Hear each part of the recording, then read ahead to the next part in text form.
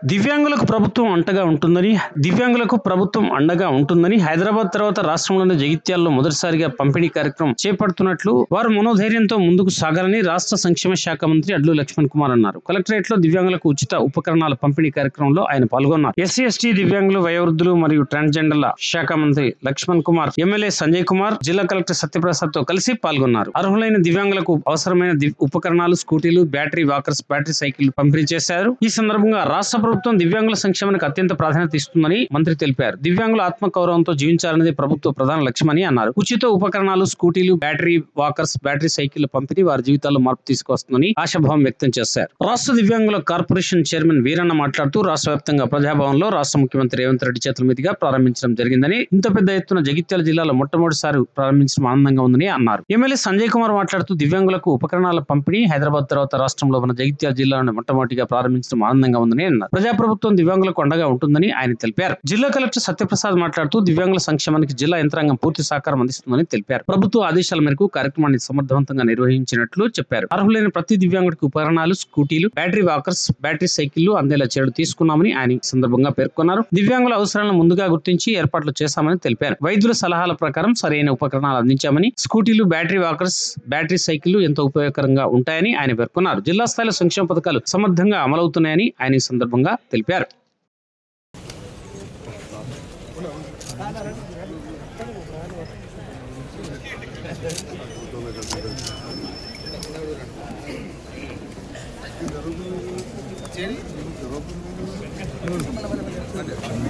స్వాగతం, సుస్వాగతం.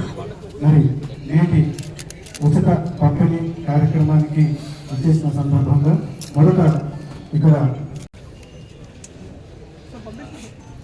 Sridevi madam Sridevi final పంపించినట్టు శివరేజ్ డంప్ యార్డ్ రెండు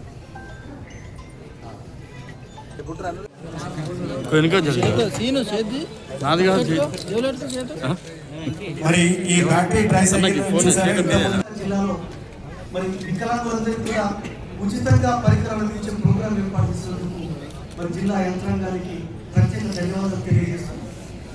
మరి రాష్ట్ర వ్యాప్తంగా ప్రోగ్రాంని ఉన్న ప్రజాభవన్లో రాష్ట్ర ముఖ్యమంత్రి వర్యులు రేవంత్ రెడ్డి గారి చేతుల మీదుగా ప్రారంభించుకోవడం జరిగింది. మరి జిల్లాలో మొట్టమొదటి జిల్లాగా మరి మా శాఖ మంత్రివర్యులు వికలాంగుల ఆత్మబంధువు, వికలాంగుల పెద్దన్న, వికలాంగులకి ఏ సమస్య వచ్చినా కానీ వెంటనే ఎంత బిజీలో ఉన్నప్పటికీ కూడా వెంటనే స్పందించి ఆ పరిష్కారానికి మార్గాలు వెతికి వికలాంగుల లోపల ఒక చిరునవ్వును చూడాలి, వాళ్ళ లోపల సంతోషాన్ని చూడాలి, వాళ్ళని జాలితో కాదు, ప్రేమతో కాదు, బాధ్యతతో చూడాలి అనే మంత్రి మా అడ్లు లక్ష్మణ్ కుమార్ గారు. ఈ సొంత జిల్లా కావడము మరి ఇక్కడ జిల్లా వికలాంగులు కూడా చేస్తున్న అదృష్టం. 33 జిల్లాల్లో మొట్టమొదటి ప్రోగ్రామ్ని జగిత్యాల జిల్లాలని ఇక్కడ ఏర్పాటు చేయడం జరిగింది. దీనికి సమస్త వికలాంగుల తరఫున మరి మంత్రి గారికి కూడా ప్రత్యేక ధన్యవాదాలు తెలియజేస్తున్నాము. ఇవాళ మంత్రి గారి చొరవతో అంటే వికలాంగులు అనే పదము ఇలా మనం చాలా మంది జాలితో చూస్తుంటాము, చాలా మంది దయతో చూస్తుంటాము, కానీ మేమందరం ఏమంటామంటే బాధ్యత చూడాలంటాం. అలాంటి మంచి బాధ్యత ఉన్న వ్యక్తి మన అడ్డు లక్ష్మణ్ కుమార్ గారు. ఏర్పాటు చేసిన aids and appliances distribution programme కి విచ్చేసిన ఆనరబుల్ మినిస్టర్ శ్రీ అడ్లు లక్ష్మణ్ గారు, ఆనరబుల్ ఎమ్మెల్యే శ్రీ సంజయ్ కుమార్ గారు, వికలాంగుల కమిషన్ చైర్పర్సన్, ఎదురుగా ఉన్న అందరికీ ఈరోజు మనం as part of aids and appliances distribution లో మనం సుమారుగా రెట్రోఫిటెడ్ మోటరైజ్డ్ వెహికల్స్ అనేది సుమారుగా 66 డిస్ట్రిబ్యూషన్ చేయబోతా ఉన్నామండి. 75 లక్షలు విలువైనవి. బ్యాటరీ వీల్ చైర్స్ కూడా 13 లక్షలు విలువైనవి చేస్తున్నాం. మొబైల్ బిజినెస్ బ్యాటరీ ట్రైసైకిల్స్ 12 లక్షల విలువైనవి 26 చేస్తా ఉన్నాం. హైబ్రిడ్ వీల్ చైర్స్ 3 చేస్తున్నాం, 2,27,000. ల్యాప్టాప్స్ 4, తర్వాత ట్యాబ్స్ 3, స్మార్ట్ ఫోన్స్ 3, వినికిడి యంత్రాలు 3 అనేది మనం డిస్ట్రిబ్యూట్ చేస్తూ ఉన్నాం. సో ఈ డిస్ట్రిబ్యూషన్ ప్రోగ్రామ్కి వచ్చి తీసుకుంటున్న వికలాంగులందరికీ కూడా శుభాకాంక్షలు తెలుపుతూ నాకు అవకాశం ఇచ్చినందుకు ధన్యవాదాలు. చాలా సంతోషం. ఇప్పుడే విజయ్ గారు చెప్పడం జరిగింది. తెలంగాణ రాష్ట్ర వ్యాప్తంగా గౌరవ ముఖ్యమంత్రి గారి నేతృత్వంలో వారి సూచన మేరకు అదే దివ్యాంగుల శాఖకు సంక్షేమ శాఖ మంత్రివర్యులైన మన జిల్లాకి చెందిన ధర్మపురి శాసనసభ్యులు ఈనాటి మంత్రివర్యులు 33 జిల్లా జిల్లాల కేంద్రం జగిత్యాలలో ప్రారంభించినందుకు వారికి జిల్లా ముఖ్యంగా నా జగిత్యాల నియోజకవర్గ దివ్యాంగుల పక్షాన హృదయపూర్వక ధన్యవాదాలు తెలియజేస్తున్నాను. చాలా సంతోషం. వారు ఎస్సీ వెల్ఫేర్ కావచ్చు, ఎస్టీ వెల్ఫేర్, వీటన్నిటికి కూడా మంత్రిగా ఉండడం నా అదృష్టంగా భావిస్తూ దివ్యాంగులకు సంబంధించి ఇంకా ఎన్నో గొప్ప కార్యక్రమాలు జిల్లా కేంద్రంలో ఏర్పాటు చేయాలని వారిని ఈ సందర్భంగా కోరుతా ఉన్నాను. మరి అదేవిధంగా ఎస్టీ వెల్ఫేర్ మినిస్టర్గా ఉన్నారు సార్. ఎస్టీలకు సంబంధించి ఎస్సీలకు సంబంధించిన హాస్టల్ దగ్గరే ఉంటుంది. అది చాలా కొంత రిపేర్స్ అవసరం ఉంది. అంతకుముందు డ్రైనేజ్ వ్యవస్థ లేకుంటే రోడ్ సైడ్ మంచి డ్రైనేజ్ కట్టినాం. కొన్ని ఇన్సైడ్ కొద్ది ప్రాబ్లమ్స్ ఉన్నాయి. మొన్ననే తమరు చూసిన ఎస్సీ వాళ్ళు ఎలక్ట్రిక్ షాక్ అయి చాలా బంద్ అయినప్పుడు రూమ్ అంతా కూడా డ్యామేజ్ అయిపోయింది. దయచేసి ఆ ఎస్టీ హాస్టల్, ఎస్సీ హాస్టల్ రెండింటికి కూడా మీరు ఎస్టిమేట్ చేయించి నేను కూడా చేయిస్తాను సార్. వాటిని నిరూపించాల్సిందిగా సగౌరవంగా మిమ్మల్ని ఈ సందర్భంలో మీకు వినియోగించుకుంటున్నాను. ఇది చాలా ముఖ్యమైన పని. ఎందుకంటే జిల్లా కేంద్రంలో విశాలమైన ప్రాంగణం, అత్యంత విలువైన ధరల క్యాంపులో ఏర్పాటు చేయబడ్డాయి. వాటన్నిటి కూడా రిపేర్స్ అవసరం ఉన్నాయి. ఈ మధ్య కాలంలో ఇది నిర్వచన ఇది సరిపోతలేదు. రెండు కూడా చూడాల్సిందే కోరుతాం. మరొక ముఖ్యమైన విషయం, గిరిజనులకు సంబంధించి, గిరిజన ఆదివాసులకు సంబంధించి పోస్ట్ మెట్రిక్ హాస్టల్ టెండర్లు అయిపోయి ఇక్కడ బసవేశ్వర స్టాచ్యూ ముందు మంచి విలువైన స్థలంలో రెవెన్యూ రికార్డ్స్ చూసుకొని అక్కడ బుక్ చేయడం జరిగింది. తర్వాత కొందరు కోర్టు కేసు వేసి నిలిపివేసారు. ఈ వేదిక ద్వారా నేను రాజకీయాలు మాట్లాడుకోదలుచుకోలేదు. కానీ గిరిజనులు మామూలుగానే అడవుల్లో ఉంటారు, ఆదివాసులు అడవుల్లో ఉంటారు. జగిత్యాల పట్టణంలో నడిపొడ్డున ఉండాలని చెప్పి ఇక్కడ మెడికల్ కాలేజ్ పక్కన తీసుకుంటే కొందరు కోర్టు కేసు వేసారు. సో అయినా కానీ ఆ కోర్టు కేసు అధికారులు చూసుకుంటూ మళ్ళీ దగ్గరనే క్యాంపస్ ఇక్కడ బసవేశ్వర స్టాచ్యూ ట్రైబల్ ఇక్కడికి ఏది చేసినా జిల్లాలో అన్ని వర్గాల వారికి వేములవాడ 3 మండలాలు కావచ్చు, చొప్పదండి 2 మండలాలు కావచ్చు, పుట్టమెంట్ అందరికీ కూడా ఉపయోగకరంగా ఉంటుందని చెప్పి కూడా ఈ సందర్భంగా తెలియజేసుకుంటూ మరి ఇంత గొప్పగా ఇంతకుముందు చెప్పారు. ఎన్నడూ లేని విధంగా 8,000 మంది దివ్యాంగులకు పరికరాలు ఇవ్వడం అనేది చాలా గొప్ప విషయం.